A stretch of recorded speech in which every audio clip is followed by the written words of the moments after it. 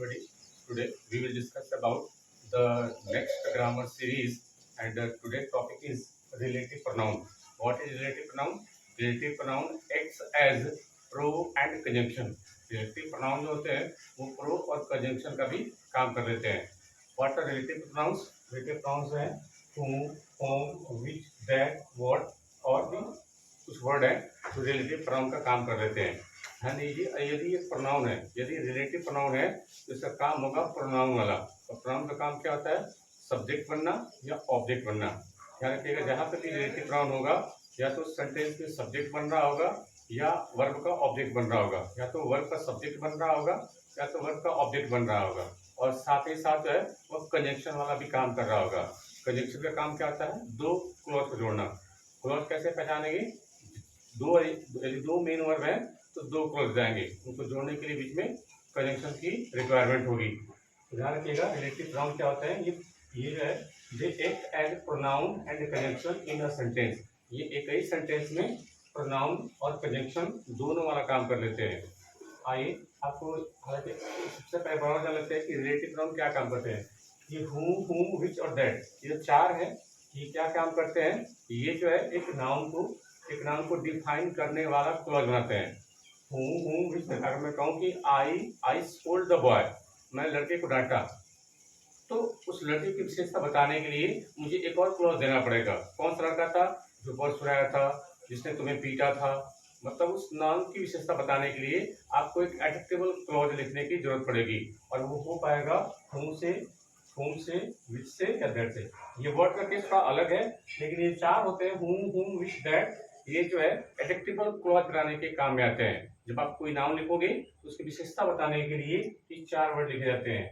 आइए इसको आपको थोड़ा आपको समझाता हूँ. आई स्कोल्डेड द बॉय, और हूम या होम स्टोर माई पर्स. देखिए हूम सब्जेक्टिव केस होता है और ये होम जो है इसका ऑब्जेक्टिव केस होता है. तो सबसे पहले अपना वही काम मेन वर्ड को पहचानेंगे. स्कोल्डेड जो है मेन वर्ड हो जाएगी. स्कोल्ड कौन डाटा? आई डाटा. आई क्या आ जाएगा? प्रोनाउन हो जाएगा. आई स्कोल्ड हूम, मैंने किसको डाटा? लड़के को डाटा. तो वो क्या हो जाएगा? ऑब्जेक्ट हो जाएगा. और ऑब्जेक्ट है तो नाउन या प्रोनाउन हो जाएगा. ए एंड द क्या हो जाएगा? आर्टिकल हो जाएगा. अब यहाँ पे देखिए मेन वर्ब आई है, क्या इससे कोई और मेन वर्ब नहीं है? देखिए स्टील, स्टोल, यहाँ पे वर्ब की दूसरी फॉर्म में स्टोल, तो ये भी मेन वर्ब हो जाएगी. यहाँ पे काम है चुराने का. स्टोल वर्ड, क्या चुराया गया है? पर्स चुराया गया, तो ऑब्जेक्ट रहेगा और पर्स है नाउन हो जाएगा. किसका पर्स था? मेरा पर्स था. किसी जो नाउन की विशेषता बताते हैं वो एडजेक्टिव, तो कौन सा एडजेक्टिव हो जाएगा? अधिकार का है तो पोसेसिव एडजेक्टिव. दो मेन वर्ब आ गए, दो क्लॉज आ गए, कंजंक्शन की जरूरत पड़ेगी.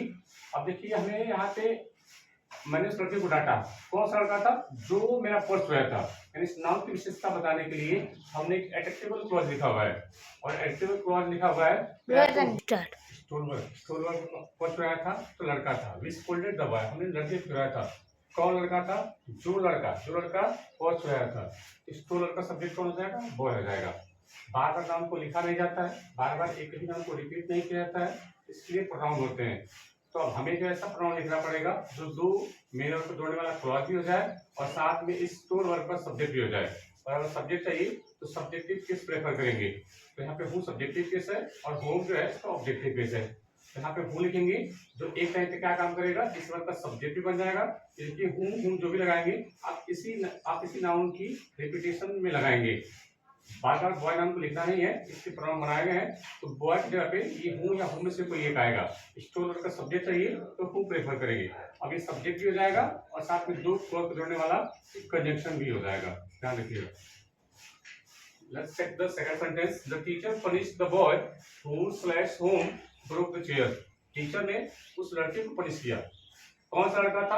अब मुझे इसी लड़के की विशेषता बतानी है, यानी एडजेक्टिवल क्लॉज आएगा और वो हो पाएगा whom which that से. तो कौन सा लड़का था? जो लड़का ब्रोक किया था चेयर को. तो सबसे पहले वही काम मेन वर्ब को यहाँ पे फाइंड आउट करेंगे. पनिश हो जाएगी मेन वर्ब. कौन पनिश किया था? टीचर किया था. टीचर क्या हो जाएगा? सब्जेक्ट. पार्ट ऑफ स्पीच हो जाएगा नाउन. टीचर पुनिश्ड होम, टीचर ने किसे पनिश किया था? लड़के को. तो ऑब्जेक्ट हो जाएगा बॉय और इसका पार्ट ऑफ स्पीच हो जाएगा नाउन. इधर तो एक क्लॉज हो गया. अगले वर्ब देखिए मेन वर्ब क्या है? Break, broke. ये वर्ब की सेकंड फॉर्म है तो मेन वर्ब हो जाएगी. ब्रोक वर्ड, क्या ब्रोक किया था? तो चेयर किया था. तो चेयर जो है इस वर्ब का ऑब्जेक्ट जाएगा और नाउन हो जाएगा. ए एंड का क्या हो जाएगा? आर्टिकल हो जाएगा. अब देखिए दो मेन वर्ब हो गई. कंजंक्शन चाहिए और कंजंक्शन चाहिए तो इस ब्रोकर का सब्जेक्ट भी चाहिए। हूँ सब्जेक्टिव केस है, हूँ ऑब्जेक्टिव केस है। क्या प्रेफर करेंगे? वर्ब का सब्जेक्ट चाहिए, सब्जेक्टिव केस प्रेफर करेंगे। अभी सब्जेक्ट भी हो जाएगा और इसका पार्ट ऑफ होगा प्रोनाउन। कौन सा प्रोनाउन होगा? तो ये रिलेटिव प्रोनाउन होगा। रिलेटिव प्रोनाउन का काम क्या होता है? रिलेटिव प्रोनाउन का काम होता है वर्ब का सब्जेक्ट भी बनना और दो वर्ब को जोड़ने वाला कंजंक्शन भी। अगला सेंटेंस देखिए, the police arrested the thief. Police ने थीफ को अरेस्ट कर लिया। Whomsoever stole the jewelry from my house। जो चोर है मेरे घर से ज्वेलरी चुराया था। काम है अरेस्ट करने का, तो अरेस्ट हो जाएगा मेन वर्ब। कौन अरेस्ट किया था? पुलिस किया था। पुलिस का जाएगा सब्जेक्ट, पार्टिसिपल हो जाएगा noun. Police arrested to home, किसे अरेस्ट किया था पुलिस ने? तो थीफ को। तो थीफ हो जाएगा ऑब्जेक्ट, पार्टिसिपल हो जाएगा नाउन। आगे देखिए, अगले वर्ड में क्या कोई मेन वर्ब है? यहाँ पे देखिए स्टोल लिखा हुआ है, स्टील स्टोल। काम है चुराने का, स्टोल हो जाएगा मेन वर्ब। स्टोल वर्ड क्या चुराया था? ज्वेलरी। तो वर्ब का जो ऑब्जेक्ट होगा नाउन या प्रोनाउन होना चाहिए, तो ज्वेलरी नाउन हो जाएगा। फ्रॉम क्या हो जाएगा? प्रीपोजिशन। अब इसका ऑब्जेक्ट कौन होगा? हाउस, क्योंकि प्रीपोजिशन का ऑब्जेक्ट भी नाउन या प्रोनाउन होने चाहिए, तो हाउस नाउन हो जाएगा। किसका घर था? मेरा था। तो जो नाउन की विशेषता बता दें वो क्या हो जाएगा? एडजेक्टिव। कौन सा ये एडजेक्टिव होगा? तो नाउन के ऊपर अधिकार है तो पोसेसिव एडजेक्टिव। ठीक है, तो हर चीज ब्रेक हो चुकी है। और मुझे क्या चाहिए? इस स्टोर का सब्जेक्ट चाहिए, और सब्जेक्ट चाहिए तो क्या आएगा? सब्जेक्टिव केस आएगा। हूँ सब्जेक्टिव केस होता है, हूँ ऑब्जेक्टिव केस होता है। तो इस वर्ड का सब्जेक्ट हो जाएगा हूँ, लगा किसके लिए? थीफ के लिए। तो सब्जेक्ट हो जाएगा पार्टिसिपल का प्रोनाउन, और ये एक साथ में कंजंक्शन वाला काम भी कर रहा है, क्योंकि दो क्लॉज को जोड़ने वाला कंजंक्शन भी है। इसको बोलेंगे रिलेटिव प्रोनाउन। आइए अब आज का लास्ट सेंटेंस जो है देखते हैं। आई कंग्रेचुलेटेड द बॉय। मैंने लड़के को कॉन्ग्रेचुलेट किया। कौन सा लड़का? जिसे तुमने रिवार्ड दिया था, जिसे तुमने पुरस्कार दिया था। यहाँ पे कॉन्ग्रेचुलेट करने काम हो रहा है, तो ये मेन वर्ब हो जाएगी। कॉन्ग्रेचुलेट कौन किया?